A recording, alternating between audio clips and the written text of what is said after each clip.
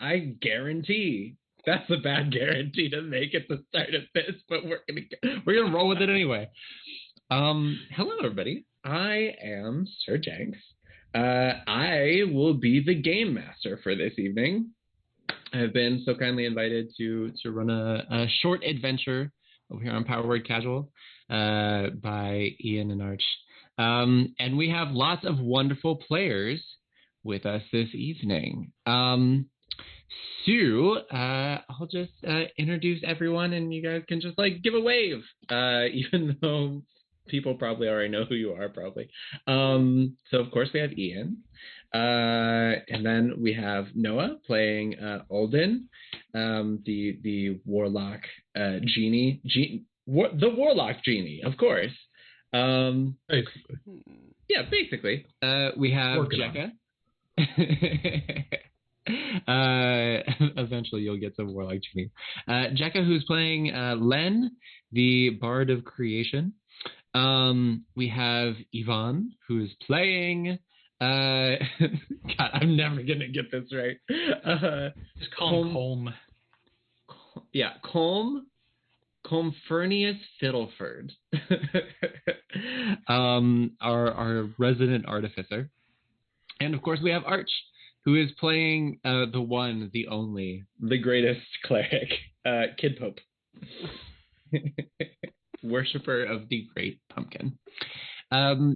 And this evening, we are going to get all of these lovely folks together at the Riverton Mystery Club. So without further ado, we find ourselves in the distant reaches of the kingdom of Dambrath of the Forest Havens. Out along the eastern coast of the shining sea stretching off into the west, along the western coast, there's a little region known as Riverton, which is both the name of the region and the name of we could generously call it a large harbor town that resides there.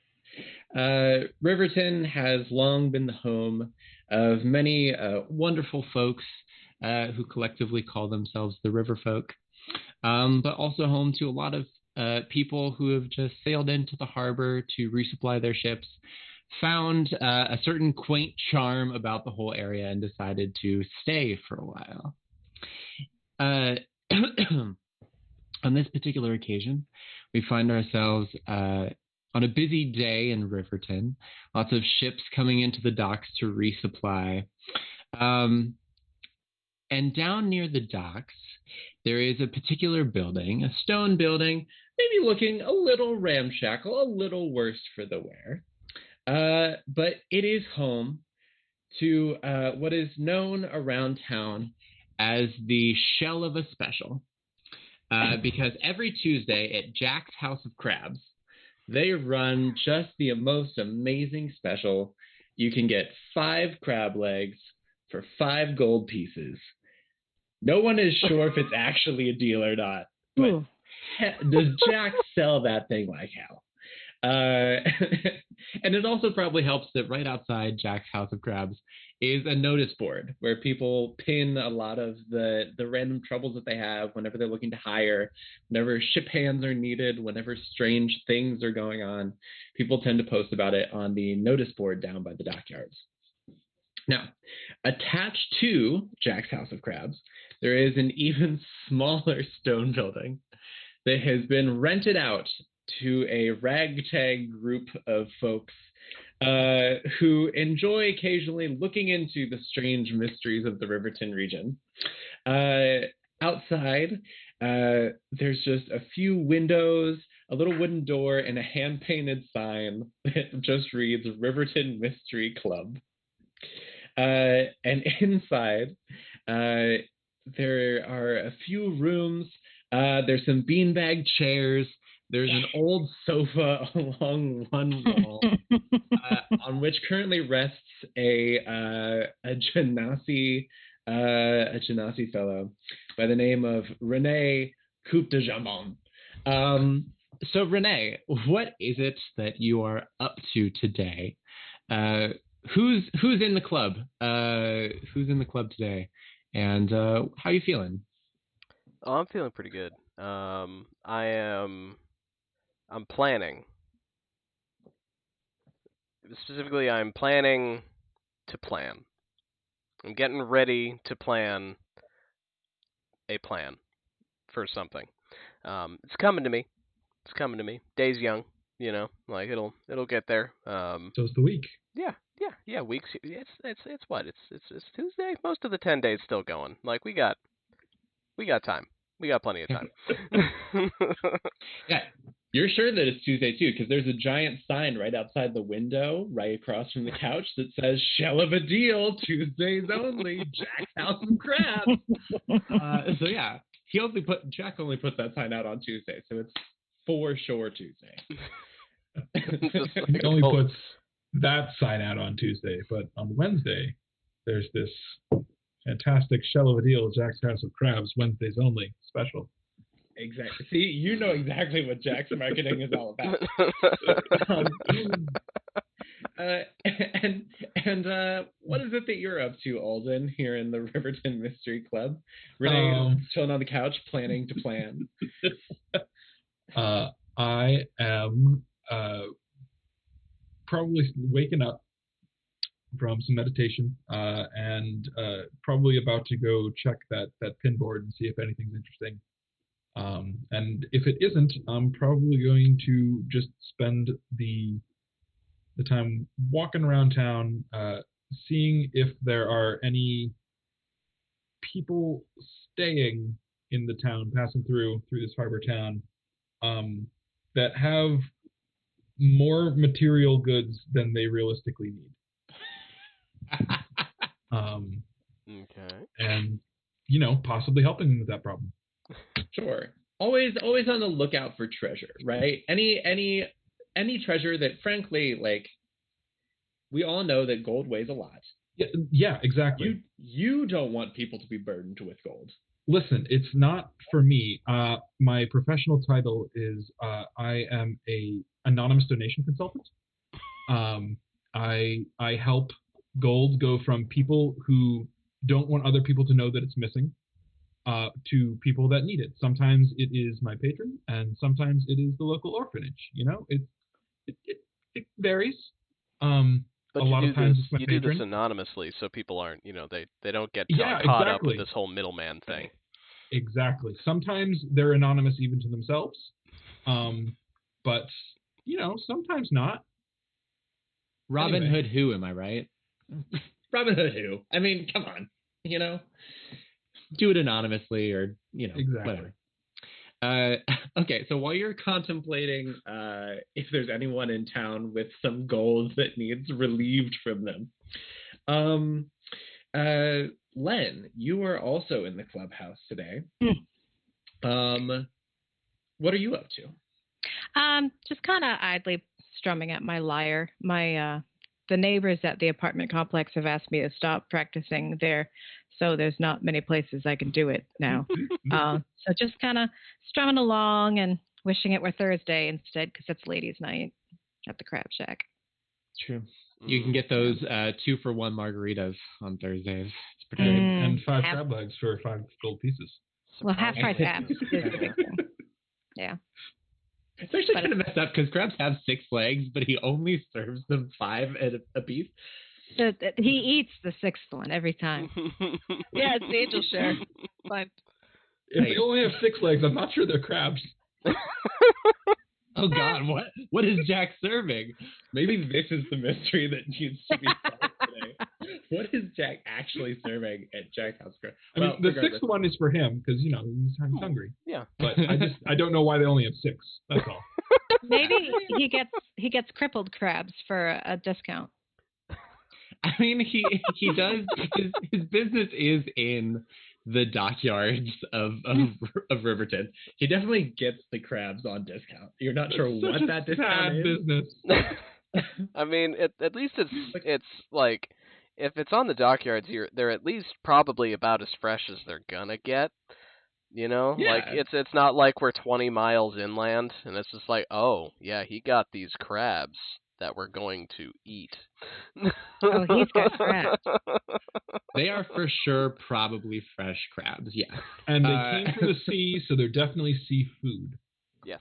So, Yes. like, that's better than most people do, Mm-hmm. probably.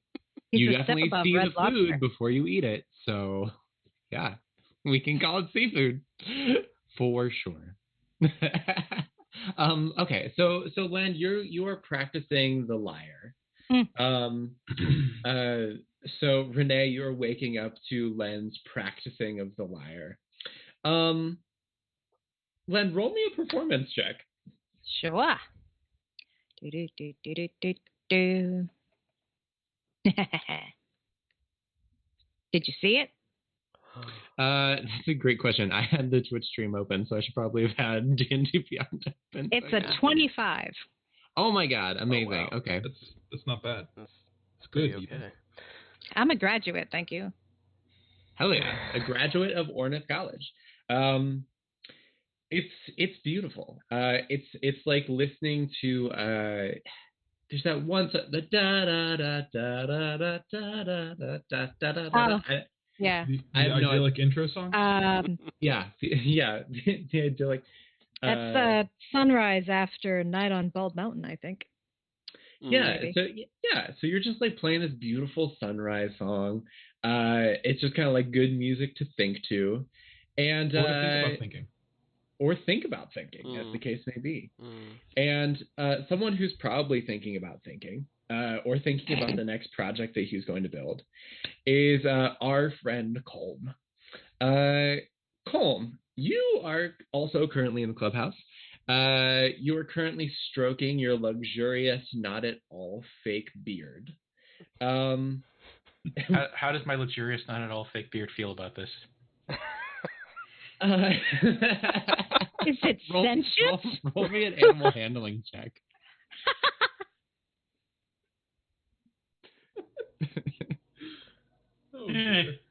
Not so great, apparently. Ooh. 3. Yeah. So your beard. Does your beard have a name? No. Unless. Well. Oh, okay. Hold on. Sure. My beard is called the Havershams. Okay. And you have to remind me, what animal is your beard actually? It's a family of possums. Right. Okay. Yeah. So you go to stroke the beard, and immediately your beard starts hissing at you.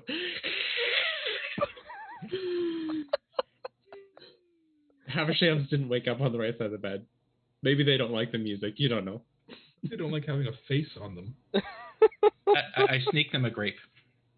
Okay. Yeah, you sneak them a grape. There are just a few bites on your hand, a few less than normal whenever you're feeding them. So it's probably fine. They're okay. It's all good. They're just a little cranky this morning. It's fine. So while you're up to that, trying to manage the Havershams,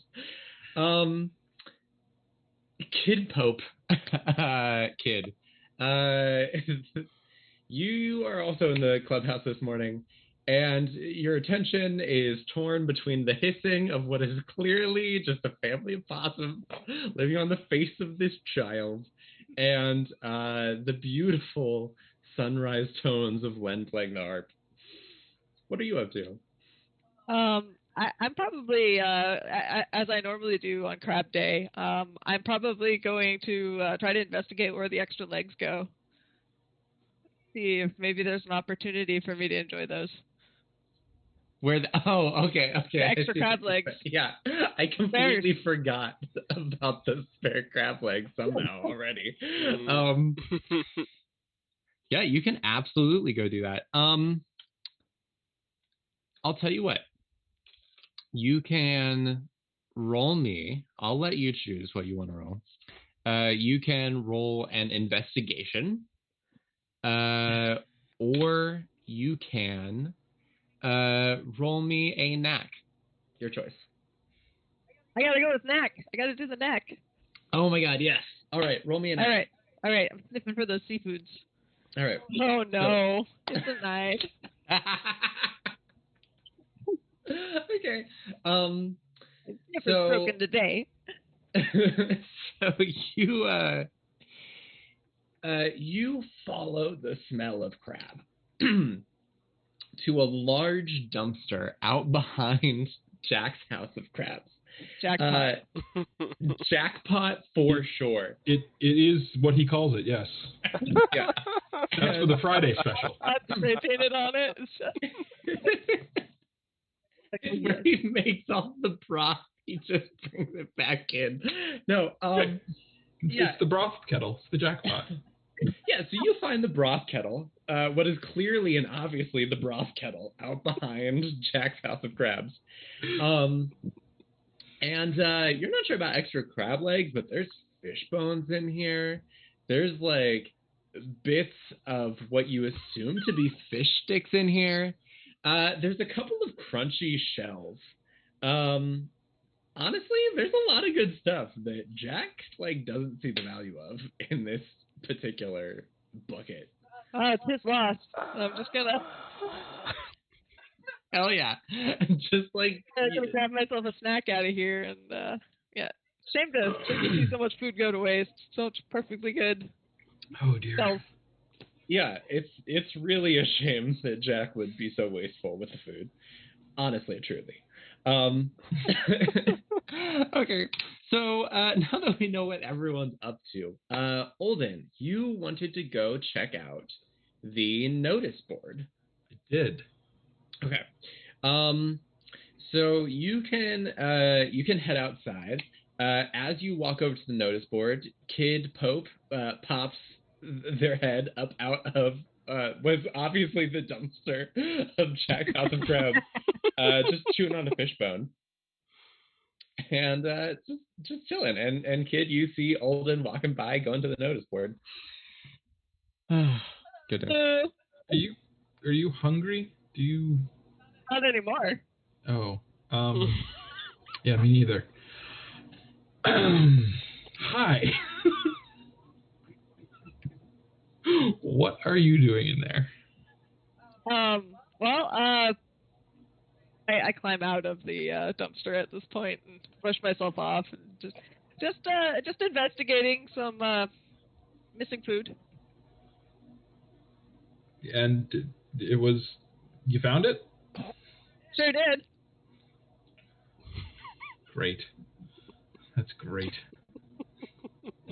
I'm just gonna go check this notice board. Did you wanna go see if there's anything interesting over there? Or do you want a bath? Or Oh no, I got it. I'm self-sufficient. I appreciate your concern, but I got this. Okay. Yeah. I'm gonna go this way. Gonna go check out that notice board. Okay. All right. So Olden and Kid, since you guys are at the notice board, you guys can roll me perception, insight, or investigation, whichever you guys want to do. Wow. One of those I'm good at, so I'm gonna do that one. Oh, weird choice. Got a 17 for investigation. Pretty good. Oh, How'd you do, Kid? Getting to know my skills here. Where did insight go? It's with the eyes. There we go. Roll that. There we go. Oh no. Okay, all right. So the D&D Beyond dice, the one that wasn't the case. It's an 11. It's fine. It's all right. You know, it's all right. Okay. So yeah, you guys are looking at this board that's just full of papers and parchments. Like some of them are like drawings, some of them are like wanted posters, some of them are like help at wanted ads. I'd like to snatch down the one that's of me and just pocket that. Sure. Just like gently remove them. Just like, well, that's mighty nice of you. You're clearing up the board there. Yeah. No, got to keep this thing clean so the new opportunities can show up. Hell yeah. Yeah, so Olden, with your investigation, you see two notices that catch your eye. One of them is just a very official-looking notice. Kind of the same font and lettering as the wanted poster, but there's no face. Your face is not on it. Great. Perfect. I'm interested. And it appears to be a official notice from the Crestwatch Guard.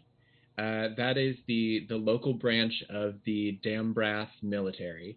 That basically they have a fort right across the river from Riverton, where they just kind of like keep an eye on the coast and everything. And it says that there is a rash of disappearances in the salt marshes south of Crestwatch, around the town of Callennest, and they are looking for adventurers who are willing to go investigate the salt marshes. So that's one of the posters you see. The other one catches your eye almost because it's the exact opposite vibe. It's all like fancy scroll work and calligraphy and just incredibly over the top. And that one says the Upper Riverton Amateur Arcano-Zoological Society is looking for intrepid young researchers to help ascertain the veracity of claims of the Drund of Larkwood. Please come to the Upper Riverton Library for further details. Will pay gold. Well, as interesting as the other one was, gold, and my pockets are a little light. Certainly lighter than I like them to be on a standard basis. So that one catches my eye a little harder. Yeah. I'm like, hey, look at this. Will play gold. I completely just kind of missed the rest of that. I've got some when and some where and some who, but... You saw gold, and there's even like a very nice like drawing of gold coins beside Perfect. it. Like, That's, I don't know. That's what I'm interested in. Sounds like the one. I snatched the thing with my little paws, and I bring it up to my face so I can read it, and you can see my head moving across the page as I read it. Very good. Yeah. And I'm like, well, hold up one moment here. What does ascertain mean? They want to go out ascertaining. Ascertain. I don't know.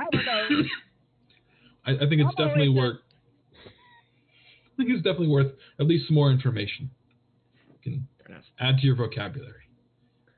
Mama always said, when you ascertain, you make an ass out of you and me. I'm sure she said something like that.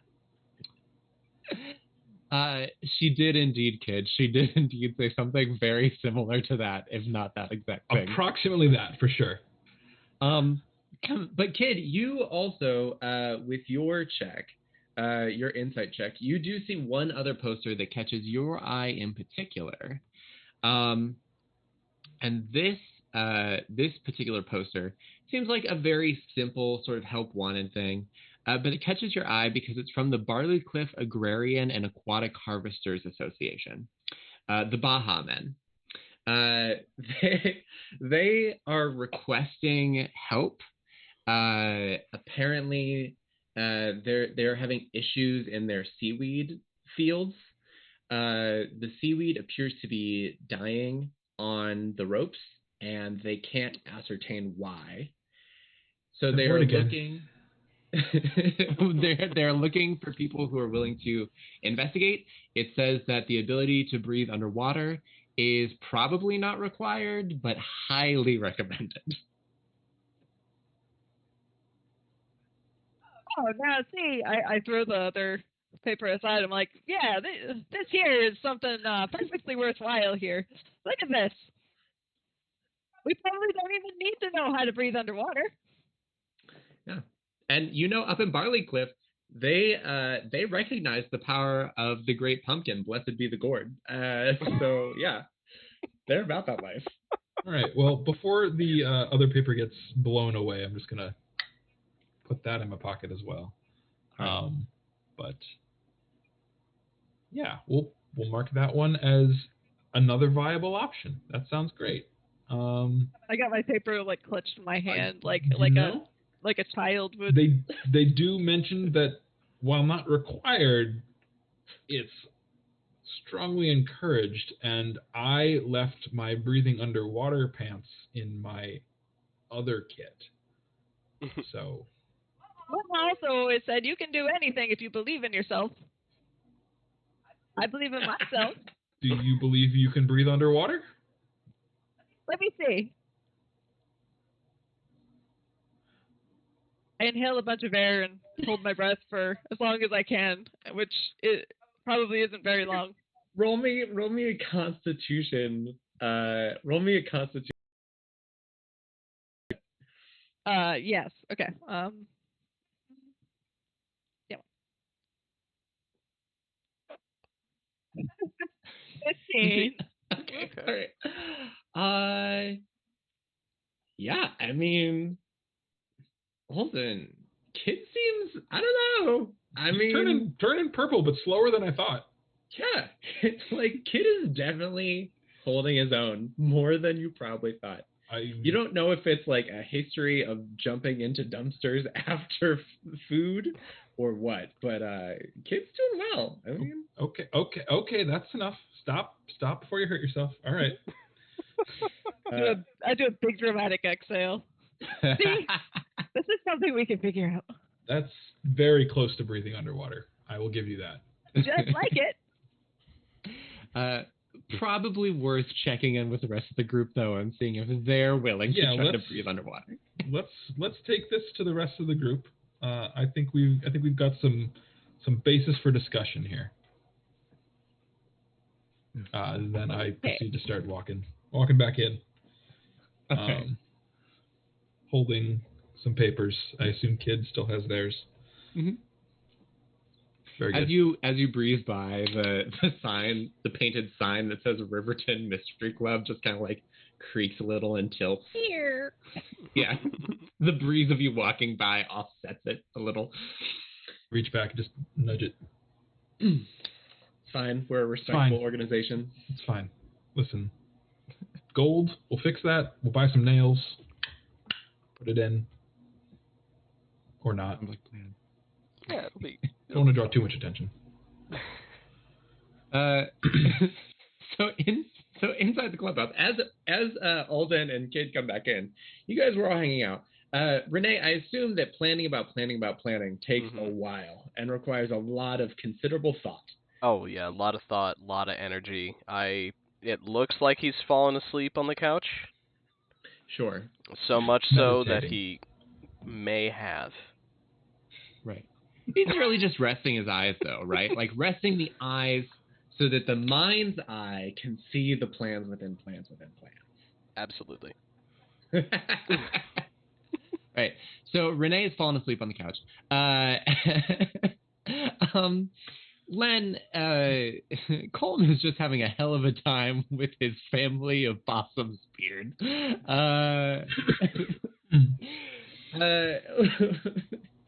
Do you help him out at all with that situation, or you're just kind of like used to it? You guys have been hanging out for at least the fight music. Yeah. Honestly, I'm kind of on the possum side actually. I think they're super cute, and I'm all for them. And if they are disgruntled, then he shouldn't have reached for them. That's fair. So Len, whenever you guys walk back in, Renee's asleep on the couch, and Len is just observing the possums just like go to town on Colm's face angrily, having been awoken. In fact, Colm, just go ahead and roll me another animal handling check to see if you can calm them down and settle out the Havershams. I'm gonna just watch this for a little bit too, mostly out of just wow. What? Okay, cool. Yeah. 18. You, you're able to settle them. It costs you your breakfast, but you are able to get the Havershams to sort of settle back into a more appeasable state of being.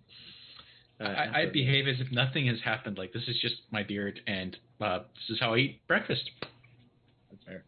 You know, that's fair.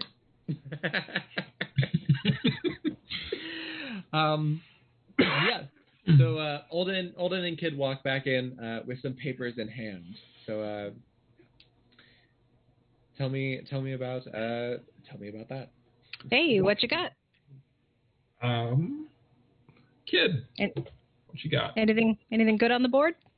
Well, we could do a little underwater breathing and figure out what's ailing these fine folks here. I smack my paw on the piece of paper and pass it over. If you're feeling less amphibious, I have an investigation over here that pays gold. I haven't really read the rest of the details yet, but I'm sure it's worth it. Okay. Point one, I don't think any of us can underwater breathe. I start again. I'm just like, we can always just kind of look. I've already been practicing. It's really easy, and I'm just kind of yammering on while you're continuing the discussion. You've been practicing? Listen, yeah. He held his breath for longish. Yeah, he was still holding his breath whenever you walked in the door. I mean, but that's not underwater breathing. That's just not breathing. With a big enough pot and all of these pipes, and he points to a pile of pipes that you could have sworn were not there a moment ago. I can make each of us a helmet that will allow us to breathe underwater. Not very far underwater, but underwater. We can call that Plan D. Yeah. Or we could continue to breathe air in a sane and normal way and look at the other jobs. What, all aside, what kind of genocide is Renee? He is a fire. Okay, so also no breathing underwater. All that being said, completely understanding that this is just a bad idea 50 ways to Sunday. Colm, I still want you to make me a knack check just to see if you can construct a prototype of like a very simple snorkeling device. A diving bell? Yeah. 7? Okay. I would like my head to stay on my shoulders. It's like you're like trying to put a pipe on a colander. Full of water? Exactly. There isn't even any water in here. How did you do that? I don't mean to disparage your attempt here, but that is the exact opposite of what we're going for. Do you guys look over? Colm is in a fish tank, just like trying to pull off this thing. You appear to have created a decanter of endless water, which is impressive, considering you made it from a stovepipe and a pot. I am absolutely applauding you. You can do it. You're doing great work there. His hope is like the cheerleader everybody needs in their lives. Just like, you're doing great. I mean, he made something. That's something. Yeah. So yeah, the water one, maybe not. Maybe not today. Who knows? All right. And the second one is about Gold. Ascertaining the existence of a what now? Yeah, I didn't actually. The Drund. The Drund. And if you want, Len, you can make a folklore check. I will. I will move the cat that's taken up residence on my laptop and roll poorly. That's a 12. Okay. You have heard the name in passing. Ornith College, of course, being situated in Larkwood, sort of along the borders of Larkwood. You've heard of a lot of the different sort of creatures that people have spotted or named or said live in the woods. The Drund is just one of these beings, sort of like a real world equivalent to like a Bigfoot or a hive mind. just like one of these mysterious creatures of the woods that no one's really sure if it actually exists or not. Well, we are a mystery club. This sounds straight up our alley. It's like a mysterious creature mystery. Is there anything in my book about a drund? Interesting. And is it alphabetical? Is there an index? Can I just look in the back under D? Nope. No, it actually Absolutely starts not. with... This is a grandma book. Yeah. Ah! They don't do that. Even if it did, Completely it starts handwritten. with J for some reason. It's actually after the chronological by shepherd. when she remembers it. It's after the shepherd's pie recipe for some odd reason. So and give you your book so you can check it out. So you have an item that was given to you by one of the many strange grandmothers that inhabit the greater Riverton area. The Folklorist Field Guide.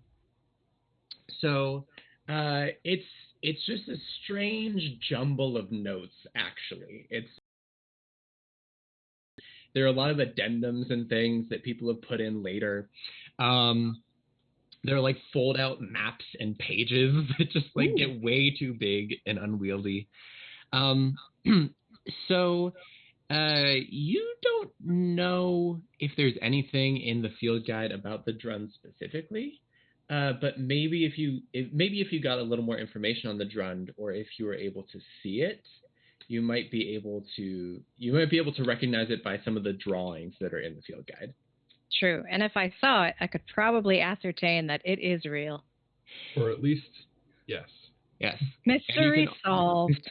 And you can also use your special items ability, Researcher's Aid, which allows you to ask one question about a creature or phenomena that you can see, and the DM has to provide a truthful answer presented as a footnote in your field guide. Oh my. Now, so you've added that? Is that on my character sheet now somewhere? Yes. So it should be now attuned to you. Equipment, attunement. There is nothing there. Maybe it needs to reload. Oh, that's a good idea. Let me do that. That's what needed to happen for me to see knack in folklore, so that makes sense. That makes sense. Ghost book. Equipment. It's a ghost book.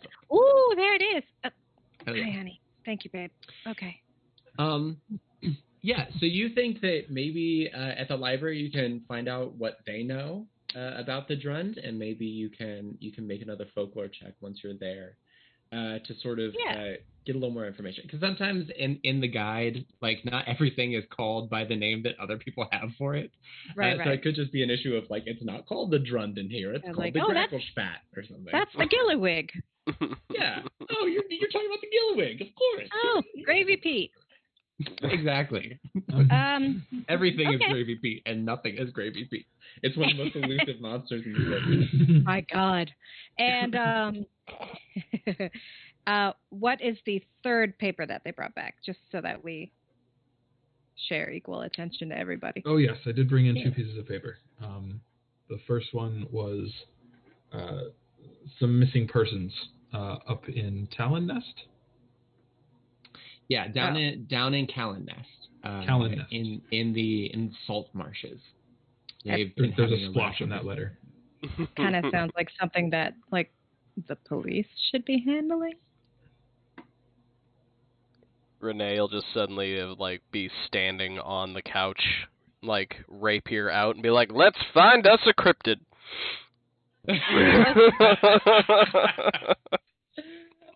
Excellent. Okay. Renee, when did you wake up? Just now. Wakes up in the Captain Morgan pose. Yeah. Ha-ha! Just, 1 foot up on one arm of the couch. The thing is that he didn't even hear us talking. He just That's what his planning of his plans is about. Yeah, he just wants to go find a cryptid. The plan just happened to be about a cryptid. I'm inclined to agree with him, as he has a sword. Renee, perfect timing. We found some people who want us to find a cryptid. Oh, great. Yeah, that'd be, that makes that so much easier then. Yeah. Uh, okay. So you guys can pack up to head out and head to Upper Riverton, or as it's sometimes called, Old Riverton. It's just if you follow the Wren River back upriver, you hit this like very not really idyllic, but it's like a quaint suburb of Riverton where a lot of the river folk still live. It's very like Shire-esque. With lots of like little buildings made for people largely under 4 feet tall, because this entire area was populated by halflings and gnomes and goblins and lizard folk who didn't need tall buildings. Before you guys leave, though, you guys can pick up some of your items to distribute on the way out. So there are 4 items that help you guys along in your adventures. And you guys can choose who gets to take what along. The first item is the Seeker's Glass. So this is a large magnifying glass that you guys have. The lens is as big as a person's head, with a large like oak wood handle and like a brass frame around the whole thing. You know that it gives you it helps you to perceive things better. So mechanically, it gives you advantage on perception checks.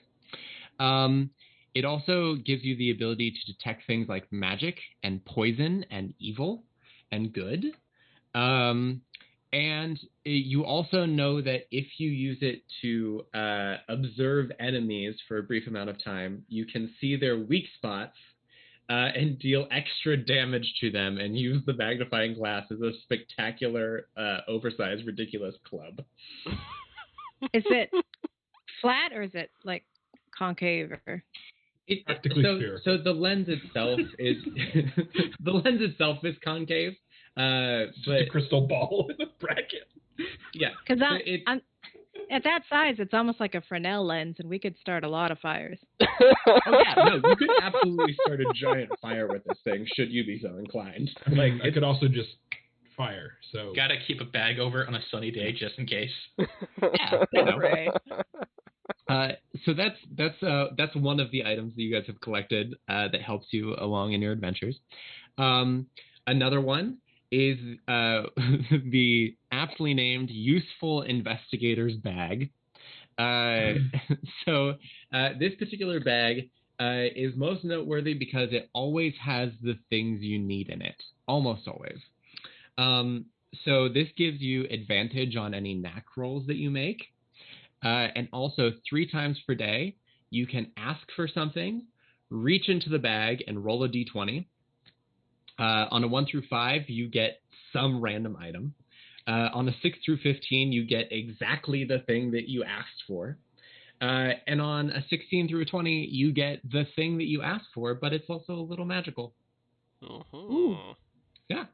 And it just takes the form of like this ratty messenger's bag that looks really nondescript from the outside. But you know that it has a lot of useful value. Is the item that comes out permanent? Yeah, because most of the time you get a non-magical thing, so it's like, you just get to have it.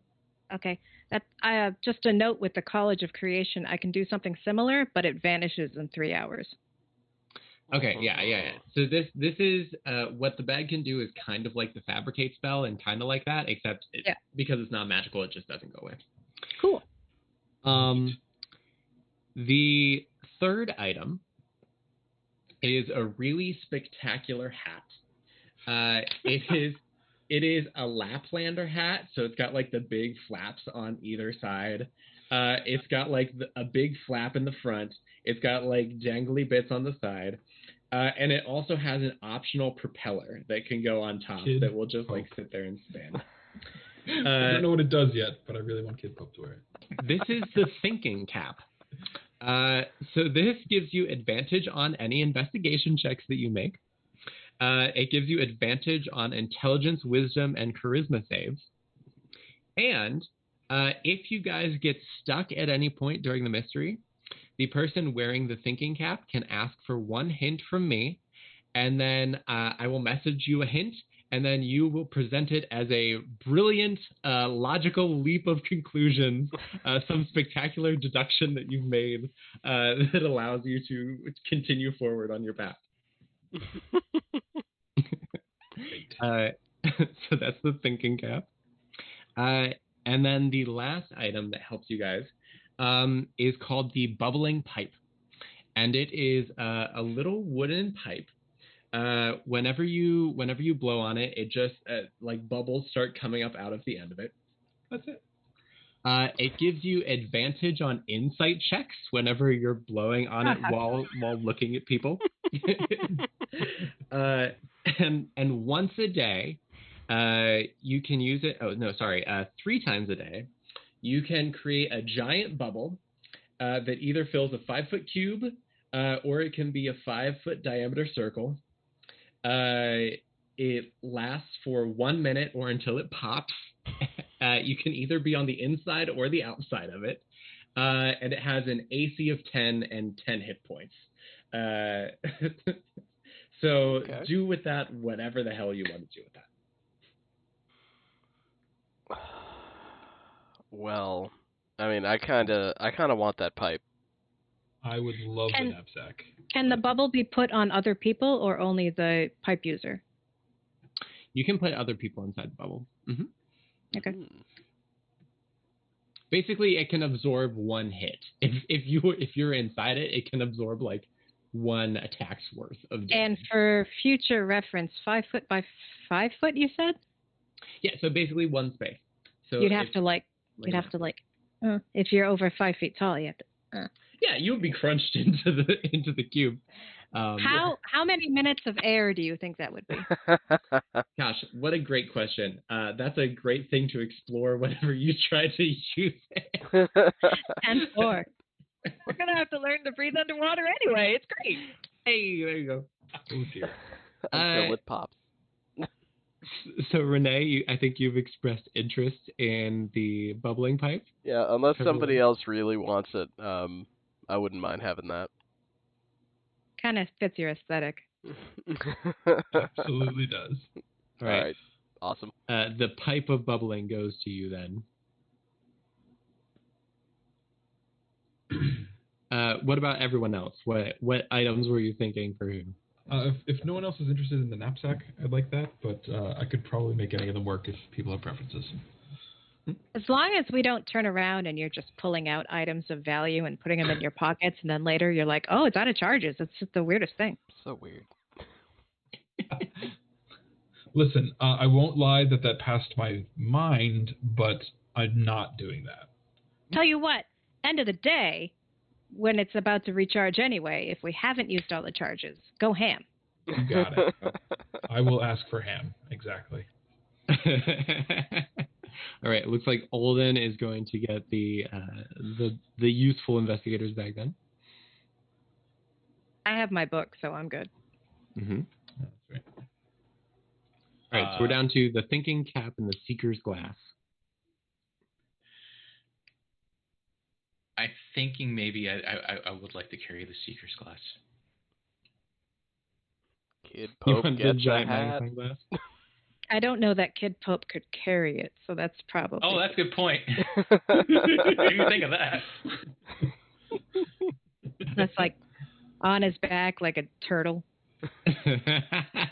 You just gotta believe in yourself. I got this. Yeah, that's fine.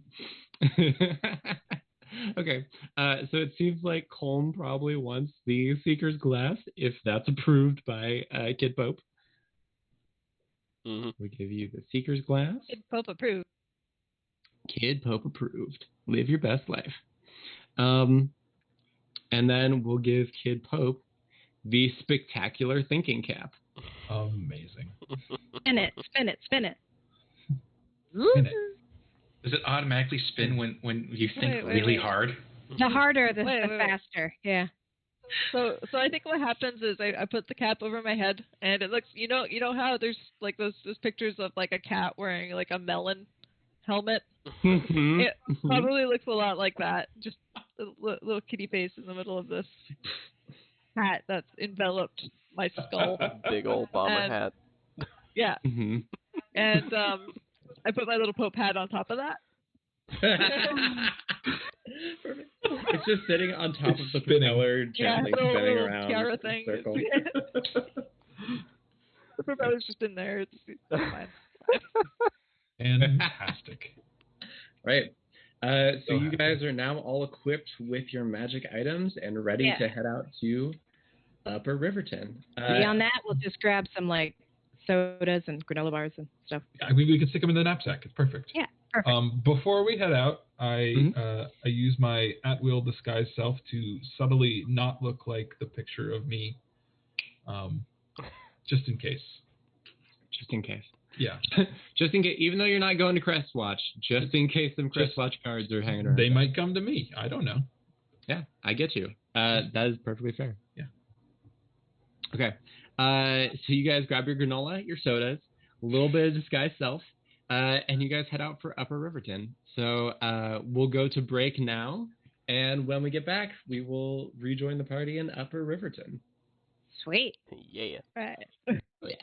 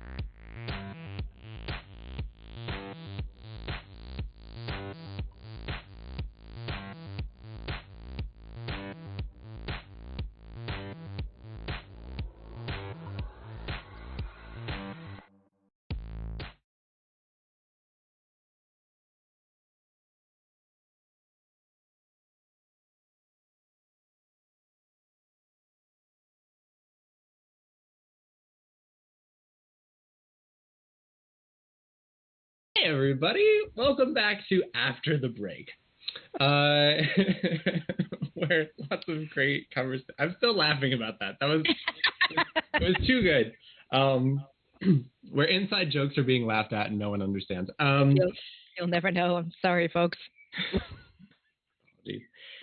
So when last we left our group of mystery solvers, they had decided to pursue a notice posting that would take them to Upper Riverton, sort of the old town of Riverton. There was a group there calling themselves the Upper Riverton Amateur Arcanozoological Society, URAS, and they are meeting at the Upper Riverton Library and asking for some help investigating a creature in the nearby Larkwood called the Drund. So we pick up with our adventures, and you guys are making your way through Upper Riverton. So you made it outside the walls of Riverton. You're just kind of taking the ingress road, which is the major road artery that kind of leads through Upper Riverton toward the college. And you guys kind of branch off on the path. It's actually not hard to find the library. It's a very centralized building in Upper Riverton. It's one of the oldest buildings there. It's sort of built down into a hill.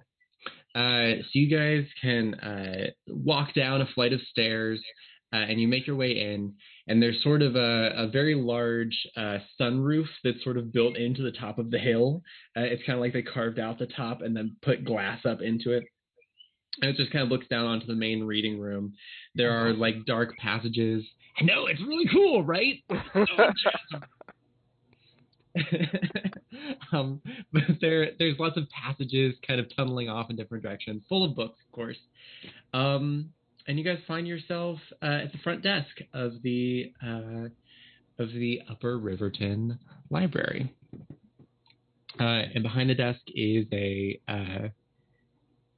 an older gentleman rocking kind of very, very severe slicked back hair, a set of like pince-nez glasses that's just like, pinching on the bridge of his nose. Very formal. He's got like a nice vest on, some nice slacks, a nice like dress shirt. He just looks very professional. He's got a little cravat on. How can I help you? Hi. Yes, we're looking for Uraz. You're looking for my ass? No. No. Well, I mean, maybe. Nope. Anthropological. There are a group of people here. Upper Riverton Amateur Zoological Society, something? Yeah, them. Oh, Yoraz. Yes, the Upper Riverton Amateur Arcanozoological Society. Yes. Ours. Yes. Well, yes. I don't suppose that you're here regarding the notice, are you? We are. You're right. Excellent. My name is Kip Herring. I'm the librarian here at the Upper Riverton Library. Yes, it's so nice to meet you, young man. Isn't reading a joy? I am one of the members of Yoraz, and I am so delighted that we got some people to bite on our little query. We've been having a little debate in our society as of late, and we are really hoping that perhaps you can help us put it to rest. The debate over the matter of the existence of the Drund of Larkwood. Ooh, one of these mysterious beasts out in the woods. Ooh, indeed. Ooh. Whenever he does that, I want to make like a dun dun dun on whatever my instruments is around. Perfect. So you just like pick the three lowest notes on the lyre. Yeah. Perfect. Backing him up on every single time. Yep. Ooh, I do love that. Oh, that's nice. I like that. I'm going to have to get myself a little harp so I can do that around the library. Oh, that'd be There's amazing. a college right down the street. You could, yeah, cool. Oh yes, Uh, Ornith. Are any of other members here? Maybe we could just do a quick round table, and you guys could tell us all what you know already, Yes, or of course, any myths. Yes, absolutely. We were actually just about to hold a meeting, so I would love to introduce you. Right this way, right this way. And he'll go shuffling off. And he leads you past the main reading room, sort of into a smaller reading room, which has a very similar setup. It's just like sort of the same thing, but built into a smaller hill. And there's a large wooden table, and sitting at the wooden table, you see a younger looking fellow. He has sort of a mane of hair, just like wild hair and sideburns. He has like two little fangs that sort of stick out past his bottom lip, and he has a tail with a tuft at the end of it. But he is wearing a set of glasses himself. He is also decked out and sort of he gives off like Milo Thatch energy. Just like the hairy linguist is sort of like his entire vibe. And then also sitting at the table nearby is a woman. She appears to be very old, sort of gray hair, frizzy gray hair pulled back into a bun, just wearing layers of shawls, just sort of sitting at the table with her hands clasped in front of her. Both her and the younger fellow have like very large ears that kind of come out to the sides of their head. And she just seems to be sort of hunkered down. Ah, Kip, you finally arrived. Well, it took you long enough. It's your own library, and it took you forever to get back here. Who are these folks? Hi, we're the Riverton Mystery Club. You've heard of us. Jazz hands. You definitely have. Yep. Let me You roll know, I've there. heard some things. I have heard some things around town. You know, I think I recognize that book that you're holding. My name is Gran Merkel. I'm a resident here of Upper Riverton. I think I recognize that book. One of my friends in quilting circle had a book exactly like that. Yes, you're not the first of the grandma community to point it out, actually. Well, you know, we travel in similar circles. Knitting circles, that is. Oh, delighted to meet you, dear. Delighted to meet you. And the other, the young gentleman, he'll put forward his hand. He says, Chesterfields, excellent to meet you, Chesterfields. I'm a student. Yes, I'm so delighted. I'm a student at Ornith College, and I love coming up here and chatting with these folks about the various the strange happenings and phenomena, the strange critters that run around Riverton. You know, there's so many. So about the Drund in particular, give us the deets.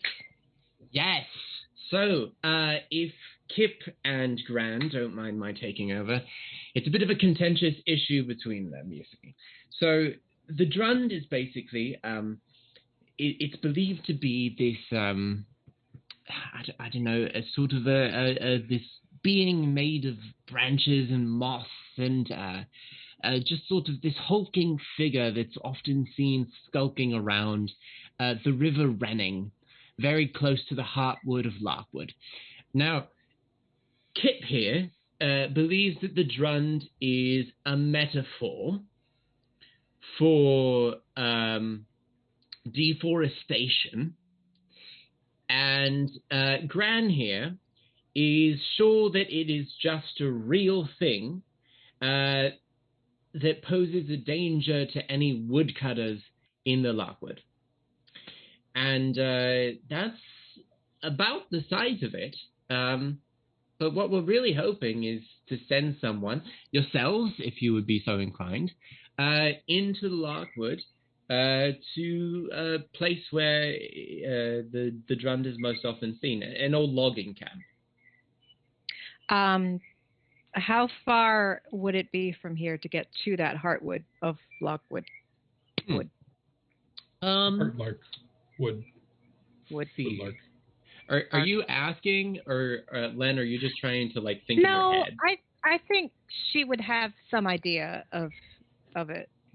Yeah, just go ahead and roll me like a wisdom survival check. Sure. Oh. 12. Okay. So you know that. So you're not entirely sure where this particular camp is, but generally the easiest way to get through Larkwood is by the Ingress Road. So the Ingress Road is the main stretch that you guys actually walked to come out to Upper Riverton. Mm-hmm. It kind of cuts up the River Wren and then crosses over the Renning past Orneth College, and then it kind of sticks to the outside of the Larkwood for the most part, going towards central Danbrass. So follow the path, and then once we get to the point where that's nearest to the Heartwood, we would just cut into the wood. Yeah, so the Ingress Road essentially tries to avoid the Heartwood. There's several reasons, but most of them being that a lot of times whenever people get hurt in the wood, it's somewhere close to the Heartwood. And like for free, it's just something that you know about the folklore. There's a lot of folklore regarding the Heartwood of Larkwood. Got it. It's sort of a dangerous place. Neat. Well, I mean, if that's where a cryptid would be, so Follow not the path. So it's either just an idea that people share, or it's like the Lorax but angry. Got it. Well, dear, you see, it only appeared recently to me. I don't know about you young folks, but yes, the Drund was first spotted. Hold on, let me find my notes. And she like reaches into a giant bag of knitting that she has under the table. She just like sets up this giant bag full of yarn and needles, and she like rummages through it, and she pulls out this like ledger, this like huge book that seems to have no place in the knitting bag, and she like slams it down on the table.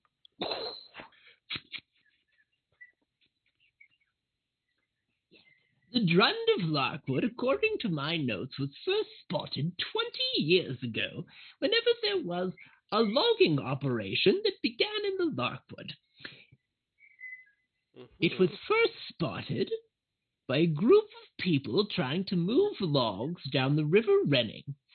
The logs appeared to be jammed, and when one of the lumberjacks went out onto the river to try to clear the jam, a monster erupted from the water and almost destroyed them. Disrupted loggers, monster. Do they have a description? Yeah, sounds aquatic, but yeah, do we know, did they say what it looked like at all? Oh, jeez. Again with the aquatic.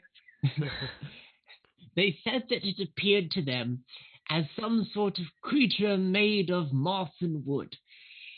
It appears that the logging company believed the lumberjacks to be drunk on the job, and then sent another group out into the woods to man the camp, where they also spotted a creature, which appeared to be destroying a large amount of their logging equipment. Okay. That's a good amount to start with, I think. And you just want us to investigate whether the existence. You want us to settle this bet, basically, between Kip and Gran. Well,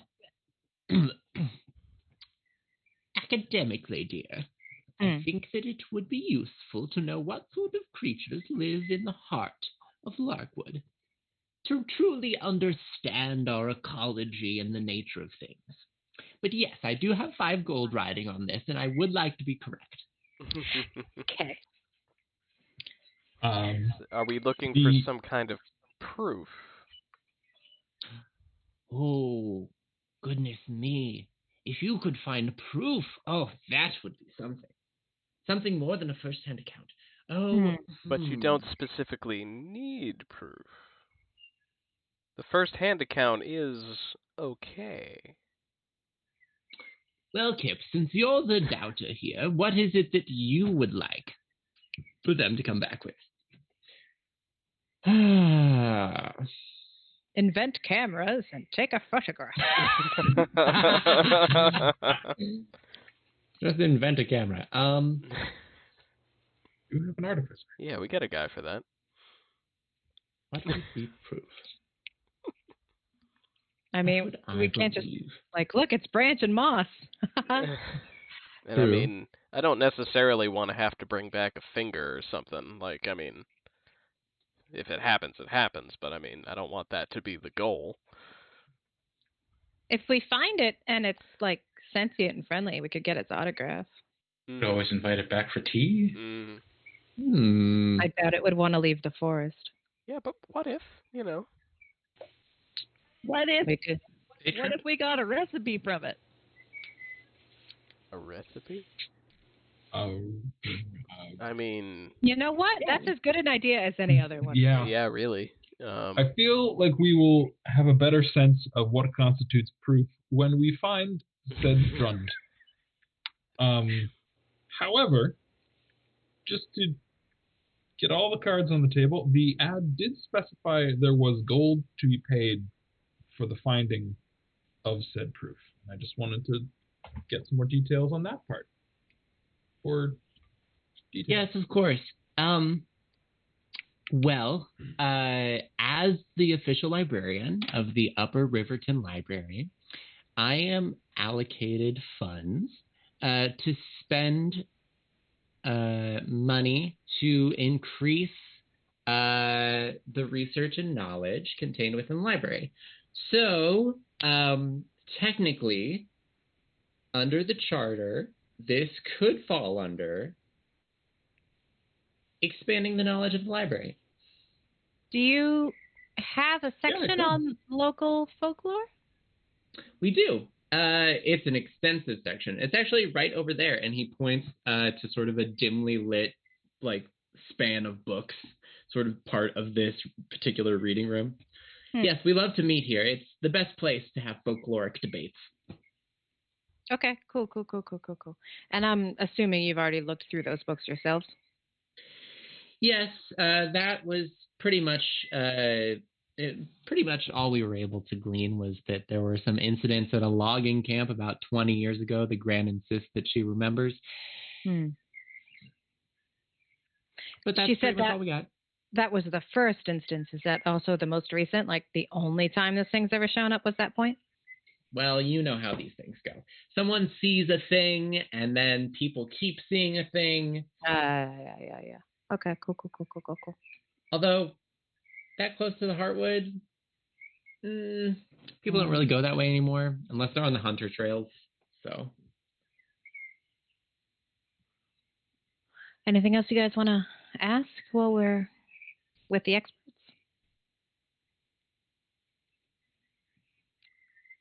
Yes. Where were these logging operations supposedly? How far along the path? Do you think we could find a map, or that feels like a good place to start? Of course. Silly of me. And Chester will rummage through his bag of scrolls, and he'll pull out a map and kind of spread it out. And you see that it's a map of the western edge of Larkwood. Larkwood's actually a pretty big forest, all things considered. But Riverton is pretty close to the heart of it. So they have a spot marked where the lumber camp is. And you see that there are 2 paths on the map. The first is the Ingress Road, which goes along the Wren, over the Renning, past Ornith College. You see that eventually you would have to sort of leave that path and just kind of like hoof it over foot through the Larkwood and then cross over the Renning again to get to where the lumber camp is. Or you see that there's sort of a like a trail that's marked, but it's kind of like marked with like it's not a solid line. It's like a bunch of dashes, kind of like across a part of the map. Mhm. And just kind of like across all the dashes in no particular fashion is just written the Hunter's Trails. And it looks like that part goes much closer to where the lumber camp is. Would we know offhand if the river running at that spot is easily crossable, or are we talking like, oh no?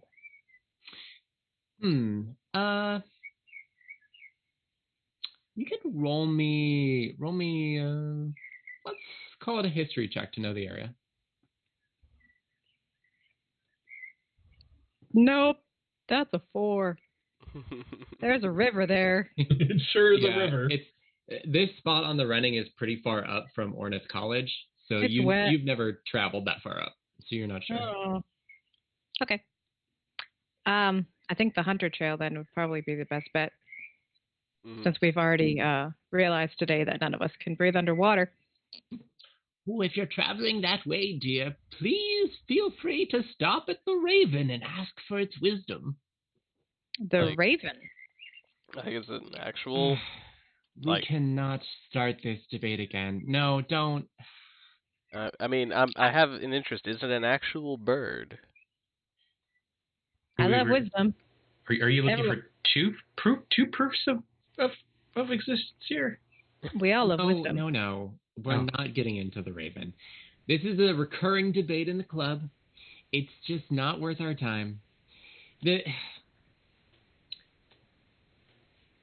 Raven is this figure in a lot of Larkwood myth, and there is along the Hunter Trails a shrine with a giant raven statue at it, and people sometimes leave offerings there, and it proves nothing, Gran.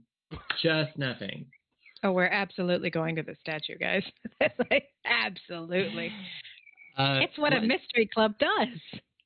Len, if you want to, you can roll me a folklore check. Destroy You can do it mysteries. at advantage. I would love to. Destroy say- the raven statue. Did you say advantage? Yes, because of your folklore book. Oh. The first one was best. That's a 15. 15. Okay. Yes. Okay.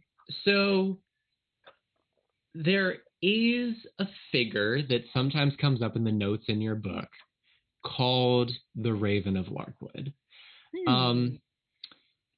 But the thing about it is it's kind of that thing where, you know how in like Greek plays that we have today, sometimes the playwrights like reference myths that we don't have anymore. And so it's like a reference at the time that everyone would have understood it, but now we don't have it anymore and we don't understand it. And so it's just lost to history, but it had some meaning at some point. The Raven of Larkwood is like a figure that is often mentioned in folklore to do with Larkwood, but is never actually explained. So like maybe there's a line in a myth that there's one myth where there's a line that says, and Ted was driven to his work as if followed by the Raven of Larkwood. Gotcha. And sometimes if like they're anthropomorphic stories, so like they're just like talking animal stories, sometimes one of the animals will suggest whenever they're in dire straits, perhaps the Raven of Larkwood would know, and then the rest of the animals go, the situation isn't so bad that we need to serve the Raven. So that's kind of what it is. Okay. Noted. Okay. Still fun, and I do enjoy statues in the forest. Who doesn't? Right up there with those staircases in the middle of nowhere. You always want to climb the stairs, but you don't know where they go. Don't. Do you? It could be somewhere real interesting or real bad, and therefore real interesting. And can Gran mark on the map where she thinks the statue of the Raven is? Oh, I know exactly where the statue of the Raven is, dear. I always leave victuals there. And she like puts a little like mark on the map, Like halfway to the draws a little bird or something. Yeah, just like a little doodle of a raven. I had my honeymoon there. Yeah, blessed be the raven. But yeah, it's a spot about halfway to the lumber camp. Sweet. Perfect. Well, I don't see any reason to delay figuring out your mystery any more than this already has. We're very appreciative that you're willing to do this. Not many people would go so close to the heart of Larkwood. We're stupid kids. Speak for yourself. I'm a stupid adult. I'm going to pull Alden aside briefly. Yeah. And say, look, I know you're always strapped for cash. Gran looks passionate about this. That I think if you ask, she probably would be willing to shed up to like 2 gold if you would make up proof that she could win the bet for 5 gold. Just a thought. I could, if we can make a convincing image of what one probably looks like, I could just be one for her. just saying. Shit, do you do parties? Amazing. Like, happy 90th, Grand Merkel. It's the Drund. Just disguise myself as one. I'm sure it's, as long as it's a bipedal humanoid, close enough. Cool. So if we find nothing, find nothing, nothing, that's an option where you can pull her aside before we say anything and be like, look, we found nothing, but for 2 gold, we'll win you this bet. Yes. Okay. Cool. Yeah. Go team. Go team. But if she gives us 2 gold and she only wins 5 gold, she can't afford crab legs. She can go on ladies' night is in 2 nights. Oh. She'll be fine. It counts. Well, Or she can try and hit a okay, jackpot. She can go dumpster diving. Sure. Oh, no. You can tell her. Sometimes I just get so worried that I lose my accent. At least you tried to have one.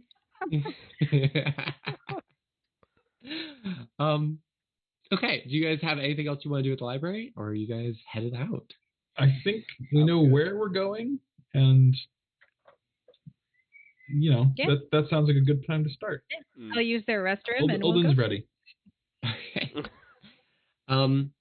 In that case, you all can make your way to the eastern edge of Upper Riverton, and find the place on the map where the Hunter Trails start. So it's a little further away from the river than where the Ingress Road is, obviously. And you see as you're walking up to it, the Hunter Trails are like they are walking trails at best. Very clearly. Like deer pads? Yeah, exactly. Like kind of like sort of overgrown, but you can see like where things often walk. So it's kind of like it's kind of sketchy, but you think with the map you can probably navigate it. As you guys enter the forest, I want you guys to make a group survival check. Hey, How does one do that? Oh. So we just all roll. Okay, yeah. Yeah. Sorry, All of you guys. roll survival. That's a 13 for me. Yeah. So I rolled a 1. I got an 11. I got off 3. wow. We don't go outside. We're going on a different adventure. I'm looking around. I'm like, do you guys not go outside? My ankle. Wow. Okay. Listen, I grew up in cities, Like, and this isn't one of those. I mean, I think I'm busy. I'm looking at my book while I'm walking, and I'm just tripping on shit and hitting things. All of it. I'm clearly severely sick from, awesome butts being on my face all day. We have a 6, Very a thick. 2, an 11, a 3, and a 13. Yeah. He's got How are we lines. doing? What can we buy with Yeah. that? Well, so once you guys make it like deeper into the forest, once you're out of sight of Upper Riverton, it becomes very hard to continue following these trails. Not all of these What hunters' trails are used all the time. It's sort of like a network web of trails rather than like a clearly marked path. Very quickly, you guys kind of lose what is actually a trail and what is just like a parting of plants. Oh, And you We're guys gonna- kind of end up, we're gonna die. yeah, you're kind of like lost in the middle of the woods. But perhaps not without hope. What do you guys want to try to do here to try to find your way back to a Do marked we trail? have any idea where we might, like, is there a thing that could help? Like But a compass? you do have a map. Or- You do also have all of your magic items. I'm going Right. to cast Dancing Lights as a cantrip, and maybe that'll help illuminate a path any clearer. What does dancing lights do? It makes little dancing lights. Oh. Yes, and that is a cantrip, correct? Yeah. Yeah. So you don't have to roll the wild magic to use it. That's right. Then, so you can kind of light up this area of the forest.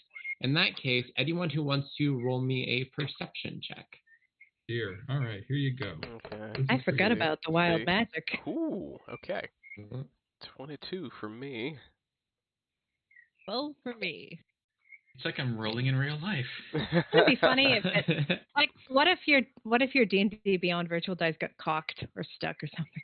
I've seen that Can you happen. imagine? I've seen Have that you happen. ever Like played there, on Tabletop Simulator? yeah. Every once in a while, one of the dice will just end up in a weird spot on the screen and not quite do it. It'll still throw a number out, but it'll just be like, all right, what actually happened, like visually?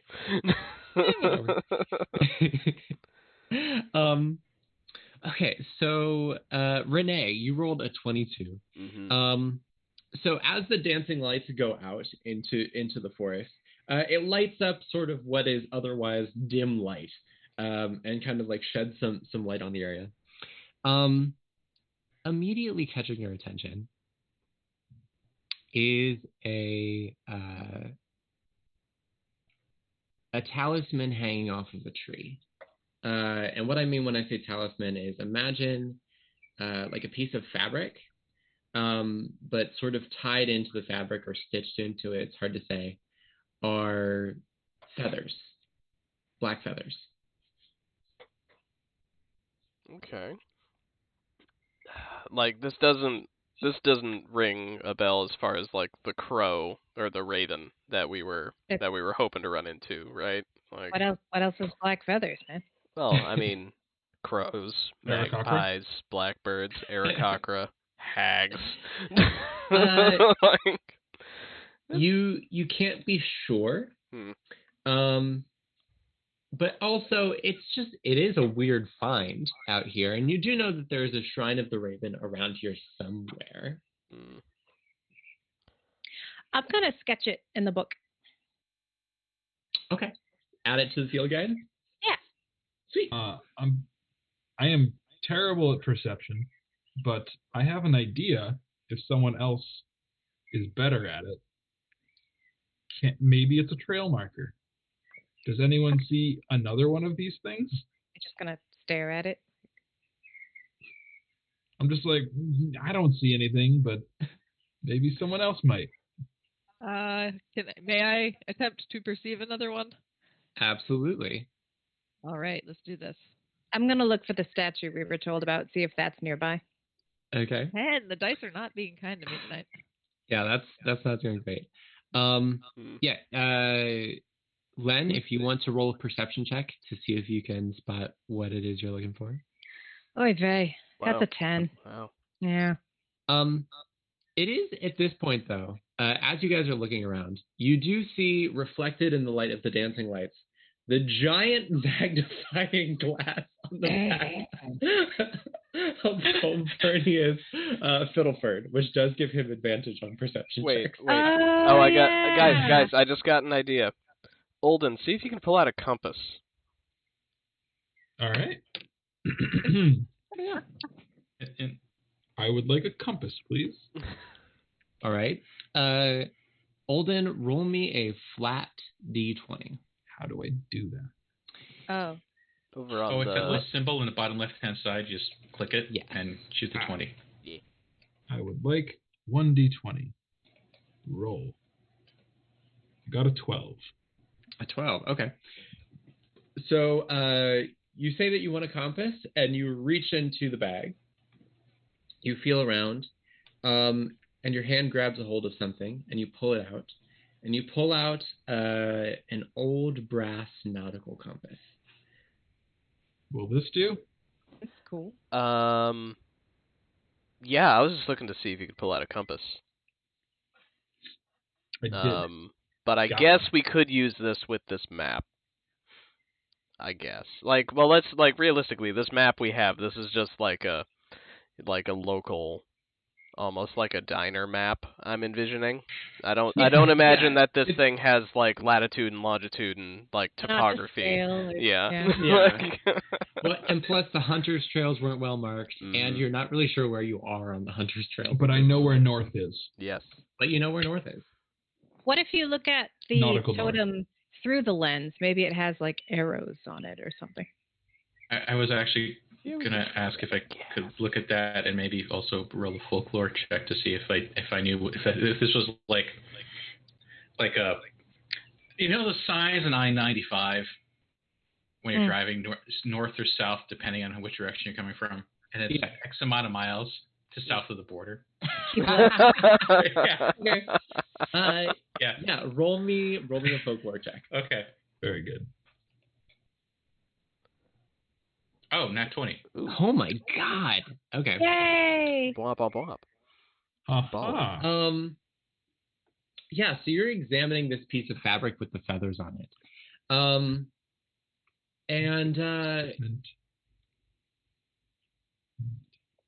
You realize, first of all, this has to do with the raven. Weird talisman hanging in the trees. This absolutely has to do with that raven thing that they were talking about at the library, for sure.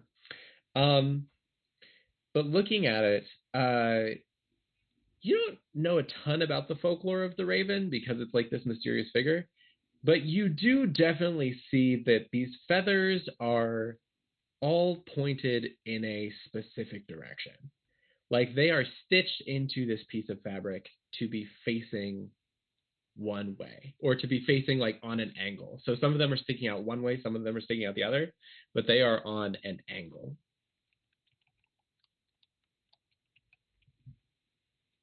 I think we're supposed to go that way. I pick one of the two directions that's pointing in.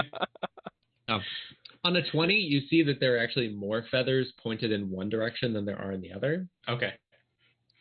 That is very clearly the direction we should be going. And I think it's because the feathers, there's more of them here, and they're pointing that way. So like that. That is as good a guess as any. What direction is that, according to my compass? According to your compass, that is to the northeast. Very good.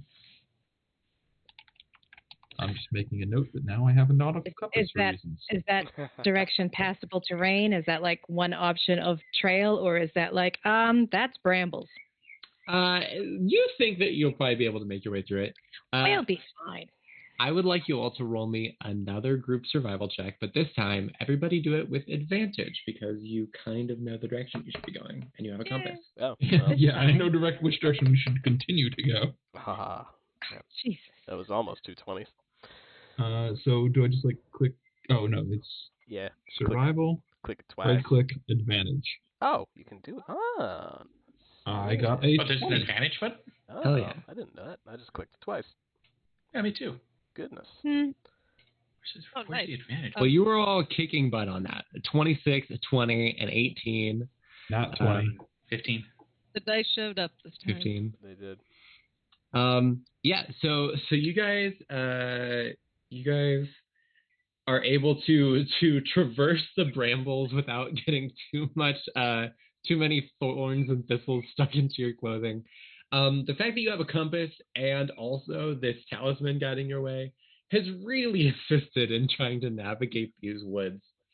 And very quickly, you see the trees begin to thin a little, and you kind of find yourself not in a clearing exactly, but just in a slightly less woody part of the trees. And you find the path again. You see that it's much wider here, kind of like this is a well-traveled area. And there are sort of these cobblestone walls. It's kind of like the walls that you see where there's no mortar between them. It's kind of like stones just stacked on top of each other. Deckstone? Yes, exactly. And it sort of forms like a half wall around this stone statue of a raven with its feathers kind of held aloft.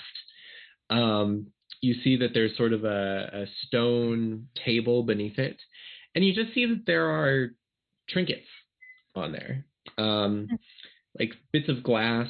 Some of them are like wheat and barley seeds. You do see like a couple of gold coins, but that's not the majority of what's there. It's mostly like a broken brass pocket watch, a glass bead on a leather string, shiny things that have been left here on the table.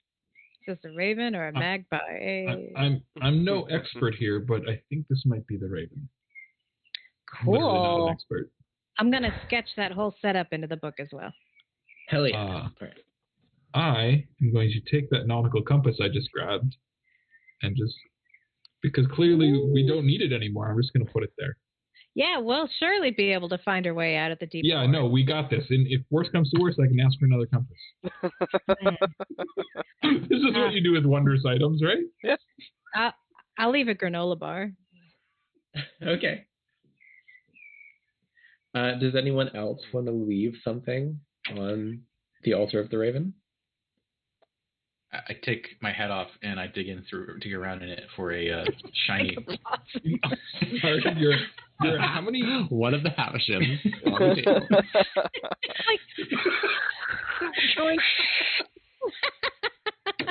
No. Just trim your beard? What's going on? Yeah, I'll leave like a button that's like off of a coat. It's something that was in the pocket and just like someone else's coat. This is a button I found. Yeah, there you go. Cool. Does Kid Pope leave anything? Yeah, I'm rifling through my gear trying to find something that would interest a raven. I end up finding I find a silver coin. I'm like, well, this is shiny. And I put that down on the altar. Okay. Just to be clear, Calm, did you actually put a possum on the? No. Okay. I was saying he wears what basically looks like I'm going to call it a hillbilly hat, but in this universe, I guess it would be a very raggedy wizard's hat. And he keeps fur wizard's hat. Yeah, he keeps an assortment of weird crap in there. And he finds a very, very shiny rock, and he puts it down. Cool. Yeah, so you guys leave all of these shiny objects on the table. A compass, a silver coin. My mind is blanking immediately on the other three things that were said. I was the button and the granola bar. The button, the granola bar, and the shiny rock. And as you set these things down, you sort of feel a breeze kick up through the trees. And you hear a harsh whisper on it, and you smell the smell of earth right after it rains. and a voice says, What brings you?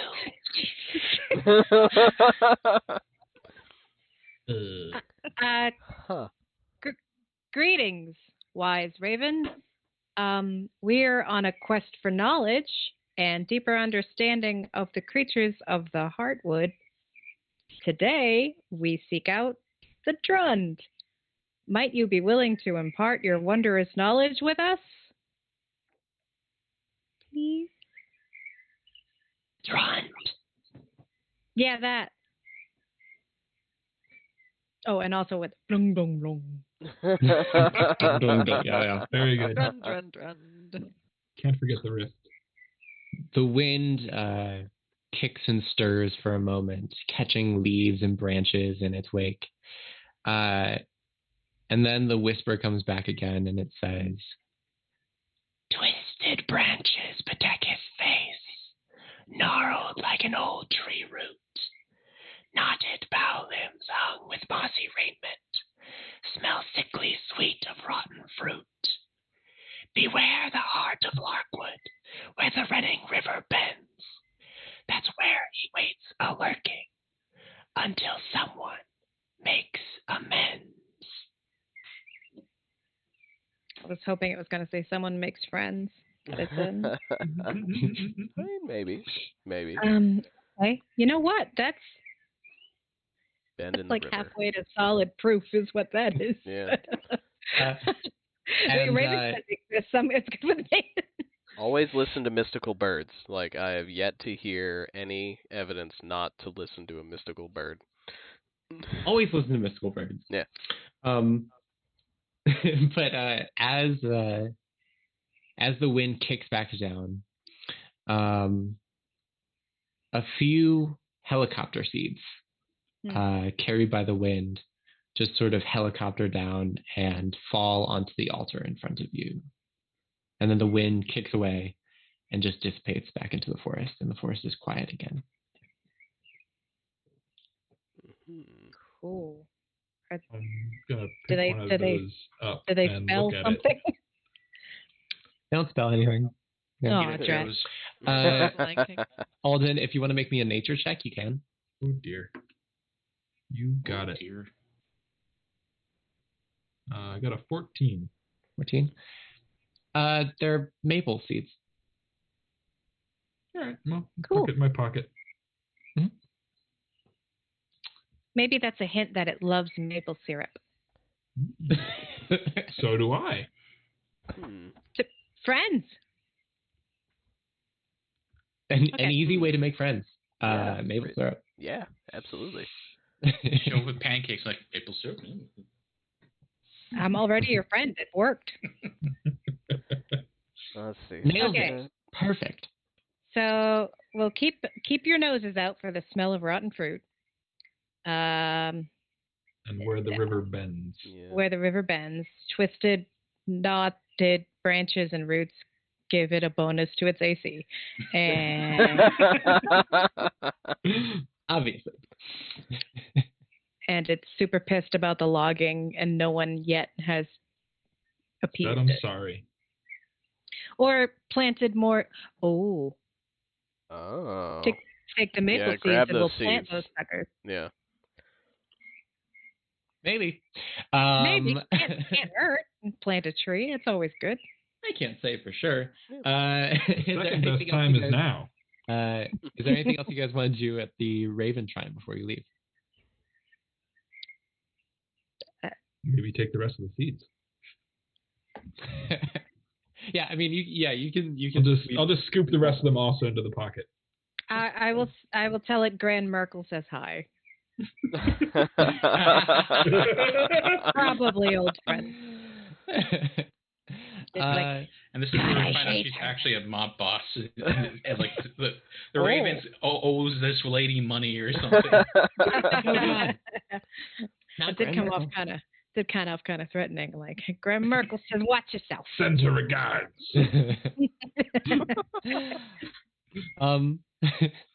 You think as you go to leave, Len, you see maybe just the slightest like shift in the stone. just like a little smile, Oh, okay. as much as a raven can, Oh. as you leave. Yeah. Like its beak opens or there. That's just does a ham to the camera wink. Yeah. okay. Well, cool, guys. Look at that. One mystery solved today about the Raven. This club rocks. Yes, we got a did mysterious message from the Raven, which tells us something about the Raven. Tells us ravens. Exists, can speak, is clearly a part of the forest, super wise. Len is writing all of this in the folklore book, like as you for sure. walk forward. I'm gonna get a book and I'm gonna write all this down as we play next time. Nice. All right, all you guys, roll me one more group survival check, please. Oh dear. Okay, let's see. Oh, is that a 6? Nope, that's a 3. Better. That's a 3. 18. Nat 20. There we go. Yeah, kid. Nice. Okay. Good. Did it. Kid Very Pope nice. for the win. Believe in themselves. Yeah.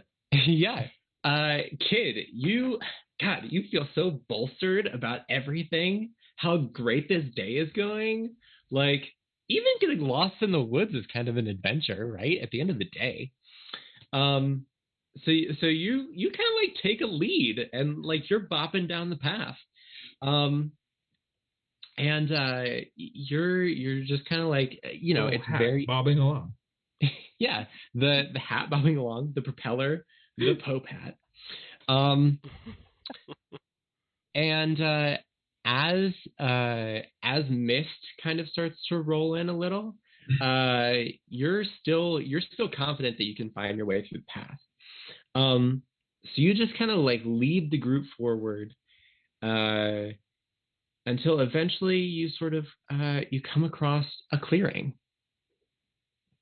And there's sort of this low-hanging mist, which has just kind of like come in over time. You see that there are stumps on the ground. And you see that there is sort of on the other side of the clearing, there's clearly a path that leads deeper. And you can kind of see, like, as you look out through the trees, a few places like this clearing where there are just stumps on the ground. Oh. It just looks, the forest looks a little thinner here. I want everyone to roll me perception checks, please. And unfortunately, Fiddleford, Colm, you do not get advantage on this because it is a hearing-based check, not a sight-based one. Okay. 7. Just sit here with an 8. 9. 17. Okay. So Renee, you are kind of at the back of the pack as you guys march through the woods, and immediately you pick up on a sound that sounds like the cracking of branches. But it's not like a small animal making their way through the woods. It's not like one little like twig snap somewhere nearby. It is like a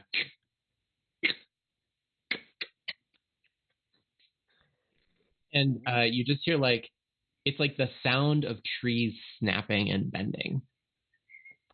And does it sound like it's coming from ahead of us, behind us? It sounds like it's coming from the sides of you. Oh, good. Like, all right, everybody hold up just a sec. Something's coming. So, what? Huh? What? Record scratch, freeze frame.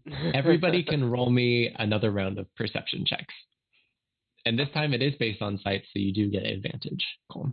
Oh, You may be wondering how I got here. jumped at that time. 14. I gotta figure out how to do this. Modified 20. If you right click on Nice. it, it'll give you the option. Oh.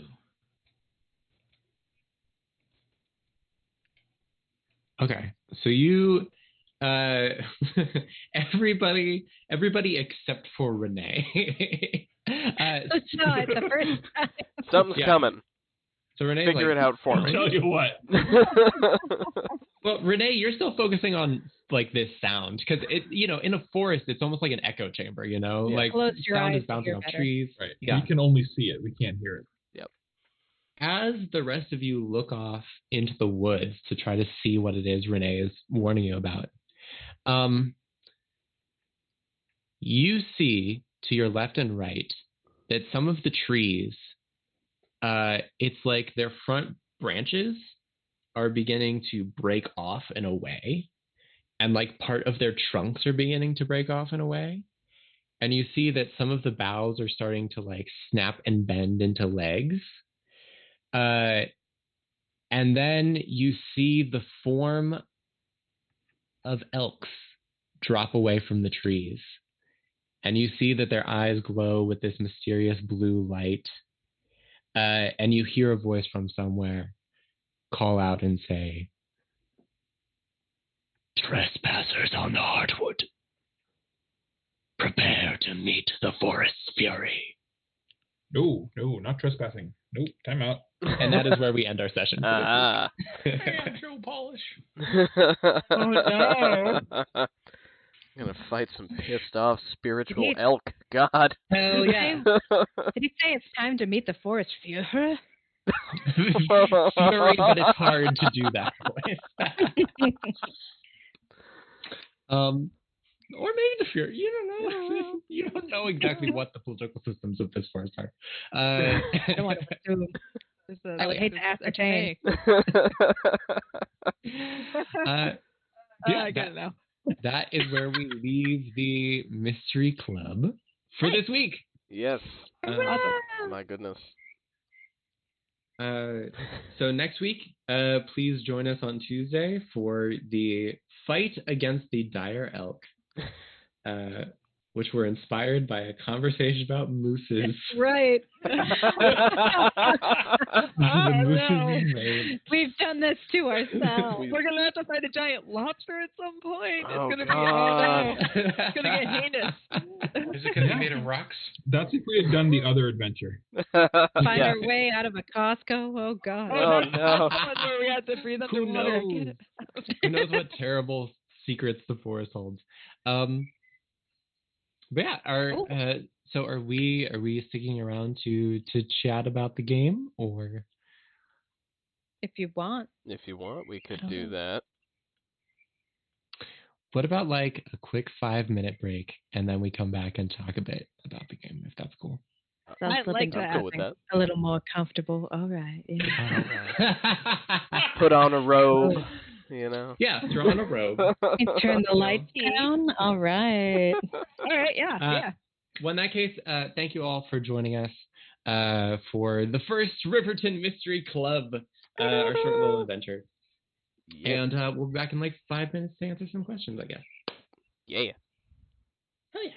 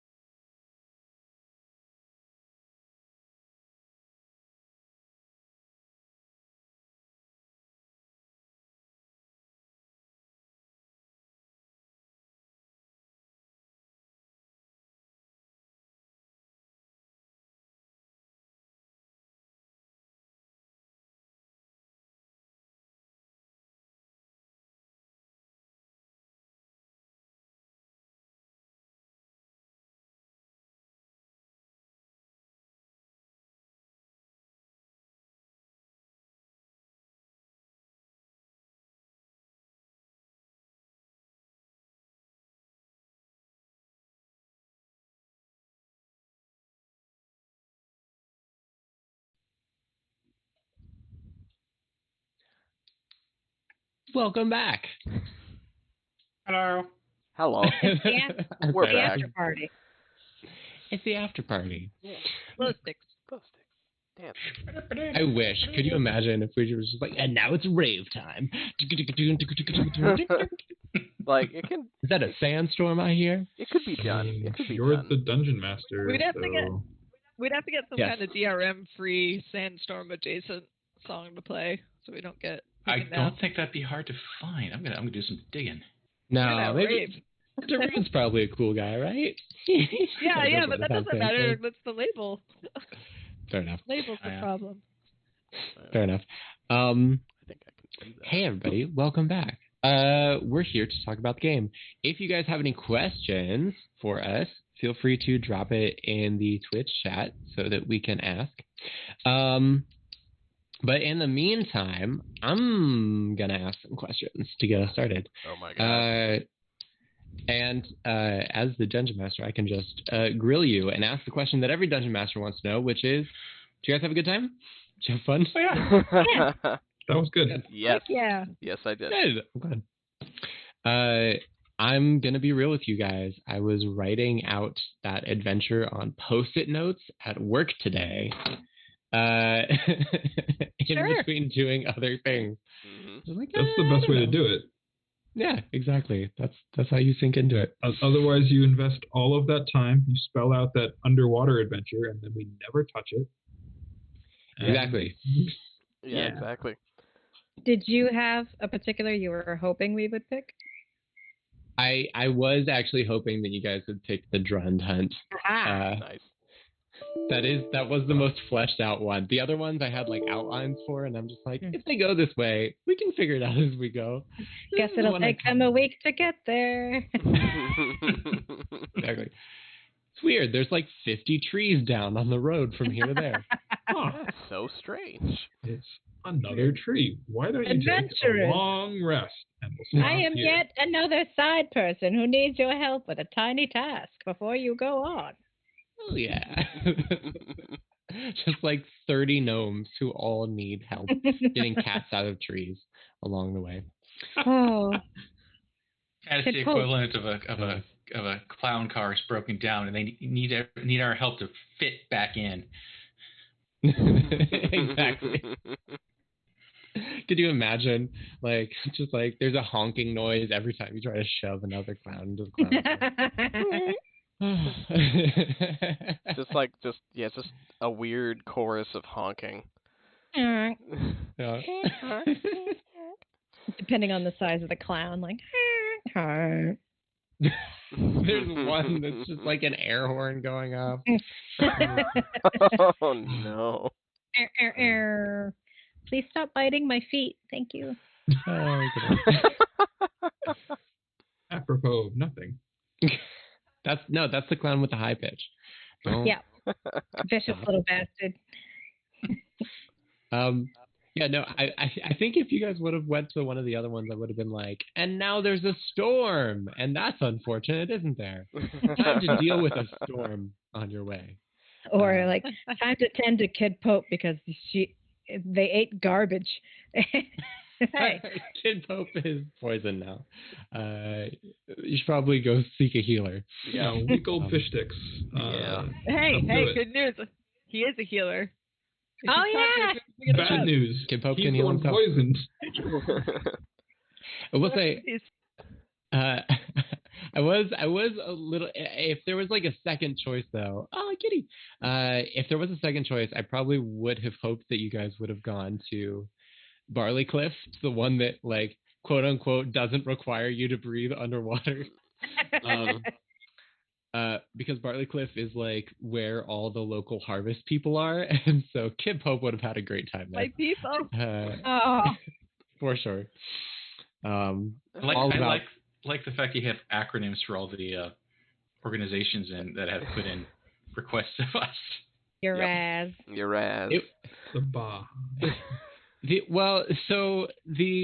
Arcano Zoological Society was the first one I came up with, and I was just like saying the acronym for it, and I was just like, it kind of sounds like your ass, which could Yeah. be a funny joke. Here to talk about your ass. Yeah, exactly. Like, let's make the rest of them puns too. So yeah, Is your ass here? Yes, and all the rest of me. We left those Baja men hanging. Like, we did. it was rude.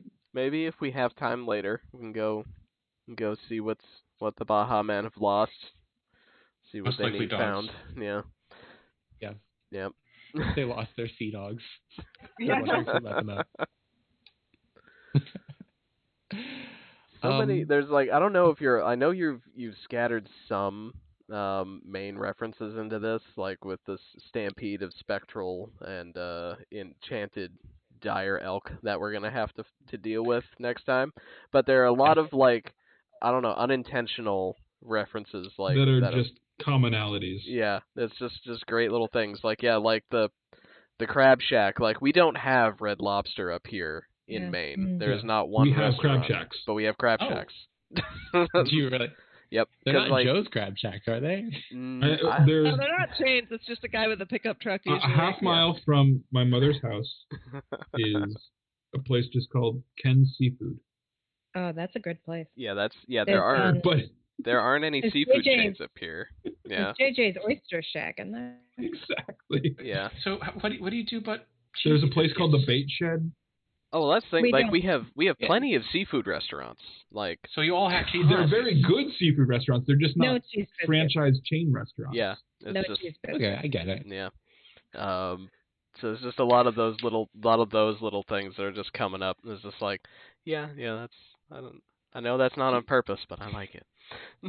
You know, I understand this isn't what you mean, but I also like the idea of there being a place called the Bait Shack that's just like some dude's living room that he set up dining tables in. And that's just the seafood restaurant. It is outdoor seating, mostly outdoor seating, literally on the beach, Mhm. And it's like picnic in a tables. parking lot. Yeah. Yeah. Like they're not separate tables, it's just long wooden picnic tables. Yeah. And you Yeah. go, you get your order at the window, and then you go sit with other You go sit strangers. on an outdoor picnic table with another Yeah. outdoor picnic table right next to it. Yeah, it's one of those things like when COVID hit and they had to do limited seating, they only just had to move a couple of picnic tables and they were done. Yeah. Yeah. Until they Don't made use it that very as minimal. picnic table. Yeah, like They just spread them out a little bit further. They were Yeah. good. That actually sounds pretty great. That actually sounds like a thing worth driving to Maine for. Yeah. Like, only one of the many. It's not very seafood good restaurants. fried seafood. If mhm. you like seafood, yeah, Oh yeah, for sure. no, that is one thing that we do very well up here. We certainly do a lot of it. Yes. Yeah, like it's one of those things where like the lobster roll when it comes back to McDonald's, people get it up here, but it's almost all tourists who are getting it. Mm. That just they Yeah, no, if they you- don't know the good place for the lobster roll. They don't know to go to Pool Street Market. You know, they don't know You this go to stuff. one of the places that gives you a pound of lobster for $3. Yeah. There's no way that they're making money on it, but they're doing it. And then they get it Maine style, and they're like, "What? What is this? It's wrong." Yeah. See, the thing I've just learned is your McDonald's have lobster rolls. Yes. I've never heard that before. Oh yeah. Yep. Yeah, it's usually in the summer. And yeah, it's like it's seasonal. It's like the McRib or the Shamrock Shake. It just kind of comes and goes. I like the idea that they're like, and now for July, the McLobster. But here's the question that I have about the McLobster is like, That's its name now. is that what it's called? I don't know. Is it No, I called a think they lobster just roll? call it a lobster roll. I don't I've think never it ordered has a it. silly I don't name. know. Yeah, no, I go. Okay, well then, Yeah. Cheka will probably not know the answer to this question, but I was wondering, like, is it like even remotely good, or is it like the McRib, where it's more Couldn't tell. about the unavailability of it, where it's like, whenever they're like, we're bringing back the McRib, and it's like, is the Really? McRib actually good, or is it pressed just pork because you products. only have it like 1 month a year? No, they're not that great. Like it's There are way better. If you like lobster, Yeah. there are way better places, yeah, and so many. like and it's not mostly mayo. And like having a little bit of lettuce in a lobster roll is totally fine, but it's just the same lettuce that they put on the burger. It's like just the same shredded wilted lettuce. Slightly wilted. Yeah, it's just like it's It's what you'd expect. They're maximizing their cross utilization. Yeah. But not their flavor. No. I assume. Like, yeah. I won't eat one. Like they have a picture on their website that's got like a big old hunk of like one of the big claws on there, just lying right on the top. It's like, hell no. You can't identify any part of that lobster that's in that thing. I'm terrified to talk about anything now because we're going to fight it. Now the McLobster is going to be Yeah. Look, fighting a dire lobster. A dire lobster would be terrifying because it's a million years old. And an Irish rock worker named Mick Lobster who's going to be our arch nemesis. You remove the mask from the horrid creature, and it turns out to be Old Man McLobster this entire time. Oh, he's the worst. A true Scooby-Doo moment where it just turns out to be a giant lobster in a ghillie suit. This isn't a Drund, it's Dr. Und. Oh my god. I feel worse now. Good. Yeah. But yeah, no, the dire elk I'm excited for. Those were absolutely inspired by the conversation we had about how to drive in Maine with regards to a moose. And I'm just like, we have to tackle them. Yeah, that's how we fight them. Okay, cool. Rush straight at them as fast as we can. Yes. Aim for the leg. Go for it. Yeah, they'll be it'll be an interesting fight. It'll be an interesting fight next time. I'm excited for it. This is the first time that I've played a wizard, and I intentionally chose the Blade Singer, which is almost not a wizard. This is the first time I've learned what class you were. Surprise! I have a habit of doing that. I play a druid in another campaign, and I have done nothing related to the druid class in 3 sessions. Do you even wild shape, bro? Like, I could. I just steal shit from the other players instead and like get them to do very foolish things. Oh dear. But yeah, I was happy to see, and I don't know if everybody else thought of doing this on purpose, but Janks, when you told us about the mechanic that is going to happen when people cast non-cantrip spells, I was like, okay, maybe we'll all go a little bit light on the spell casting. No, every single one of us is a spellcaster. Yeah, full rank spellcaster. I took proficiency in Arcana. I'm sure that means it's fine. Yeah, can't wait for you guys to start rolling Arcana checks in the middle of a fight to just see what wild crap happens. Oh, actually, that reminds me. So when I cast my disguise self at will, it doesn't require any components, but it technically is a spell. It is. I wasn't worried about it because it's at will. Because basically, whenever warlocks take that stuff, it basically becomes a cantrip for them. Yes. Like, it's at will. I'm not going to worry about that. Okay. Because otherwise, I'm going to have some problems. Most of my stuff where to drop the wild magic, right? RP, maybe not. In the middle of combat, hell yeah. We're going to be rolling Arcana checks every time you cast a spell. Well, luckily for me, I only have 2 spell slots. Good. That will probably help me. They've been incorporating the wild magic table on the latest campaign in the Adventure Zone, and there's been a couple times, like incredibly intense combat where Griffin's like, and I turn straight into a tree. Mm-hmm. Yep. That's what makes it magical, man. I love the wild magic table. I was playing in a game as the wild magic barbarian from Tasha's, but it was like pre when Tasha's had come out, so the DM and I had made up a new table to roll on whenever you rage instead of the little D8 table that came in the Unearthed Arcana. And we were in the middle of a very rough combat. We had just started it. It was 2 rounds in. Second round, I rage, I roll on the table, and I'm plane shifted out of the combat. Oh. That Shifted sounds to like where? Nyx, Lands of Shadows and Darkness. So does that wear off, or are you it, just gone? yeah, I effectively was out until the end of combat. of the session almost, because it was plane shifted for an hour game time. So the entire combat, and then everybody else was at dinner after saving this farm, and I popped back outside, like, I love how they just are what like, the hell happened? he'll probably be back. Let's go have dinner. Not a problem. We were hungry. They like it was rough. Like it was gonna be rough if I was there as the front runner barbarian, but without the meat sponge at the front, like it got rough, and I just had to sit back and watch it happen. The tank went Oh, bye boy. bye. I wonder what would be happening if one of us had taken the wild magic sorcerer. Oh, it's That- just constantly automatically rolls. like you on take everything. goes off. you take a sip of soda. Oh, someone's a chicken. Shit. Just chain reaction. Yeah, here's the thing. I may, if any of you had been wild magic sorcerer, I may have let you just get away with it. Like, just get away with casting spells. Because you're embracing the fact that magic is wild here. You're just like, I don't know. It just happens.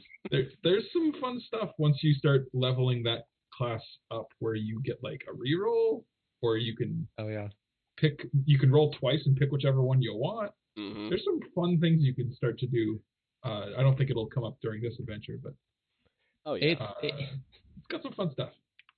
Yeah, it's just anything that can simulate the improbability drive from Hitchhiker's Guide to the Galaxy is all right in my book.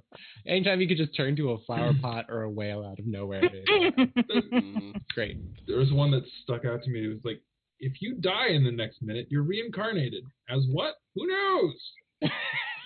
There's another table for that. Hey. Yeah, I'm excited to see how that goes for you guys in the next game. All right. Well, I think Look that forward to we'll turning probably... blue.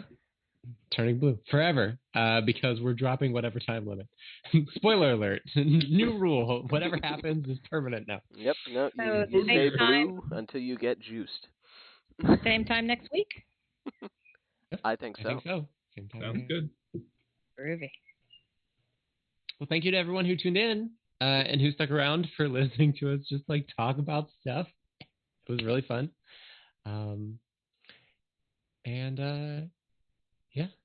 Yeah.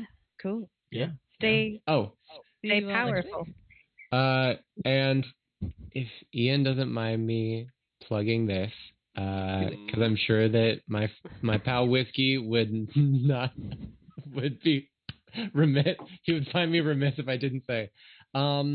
If you want to see more D&D stuff, of course, you can always check out the wonderful campaign that runs here on Power Word Casual on Mondays. If you want to see a slightly different take on the same style stuff, you can tune in to Carpe Diem Live on Saturdays from 2:30 to 5:30 Eastern Time for the Road to Elturel, which is the D&D campaign that I run, the long-running D&D campaign I run on Carpe Diem Live. You can tune in and do that. And it's super cool and super fun. And Elturel hasn't yet fallen, but it's coming, man. It is it's on the horizon. Yeah, we just for those of you that have seen it, you know, but for those who haven't, we just skipped the whole Elturel falling situation. That happened at the end of session 2. And the players got to ride it down. Yeah, I appreciate it. That was real cool. But that's just because I didn't like the setup, the Baldur's Gate setup for Descent into Avernus. Like Sure. it would have required a little more work than I was willing to put into it to make it a little bit more interesting. Because I'm a relatively lazy DM. But it's The word is efficient. yeah, efficient. Efficient's a good word. Kitty. Efficiency is key.